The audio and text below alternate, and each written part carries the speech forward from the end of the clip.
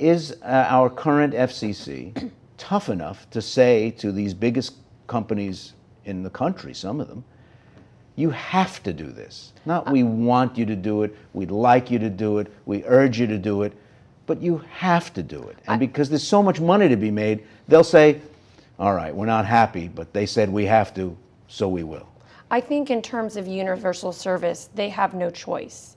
They must do this for people who are in rural areas who where broadband isn't even deployed, but also for people in urban areas that cannot afford the service.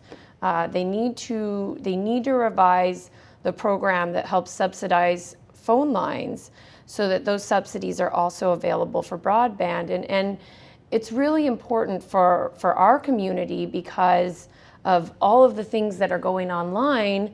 But in addition to the things that Joe and Tyrone have mentioned, job applications, there's some jobs you can only apply for online now. Financial aid applications, higher education, there's government services now. They're proposing to send all government services that one receives, Medicaid and things of that nature, online. But ironically, a lot of the communities that access those services don't have internet connections. So the FCC has to do something about So this is different. It's not just entertainment. It's not That's the right. Milton Berle show. It's a tool. It's a transformational tool in the way you're describing. I think it's an essential piece of our country's infrastructure. But I'll bet if you looked to see which households have dial-up, for instance, which is much slower than broadband, it's going to be more heavily concentrated among people who just don't have a lot of money. That's right. That's right. And so that's why the Lifeline program, which helps subsidize the cost, it would be so important. I think we've heard time and again that we can't afford it.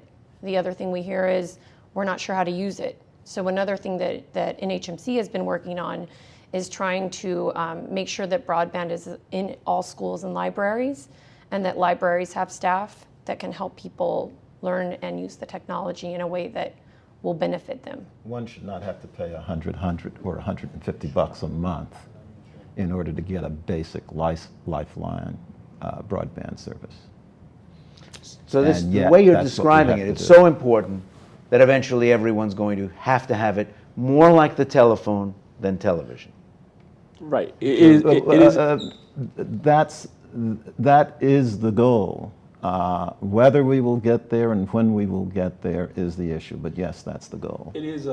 It's like roads. It's like the electric grid. It is a critical infrastructure that everyone should have access to. I like to think everyone wants to have access. Now, if people don't want to adopt, obviously it's their choice whether they adopt or not. But the broadband roads, let's say again, the broadband lines, like roads should be built out for people so they can travel, right? Like roads are built out so people can travel, get to work, participate in the society. Broadband access allows folks to participate in everyday society. It's not just entertainment, it's about civic engagement.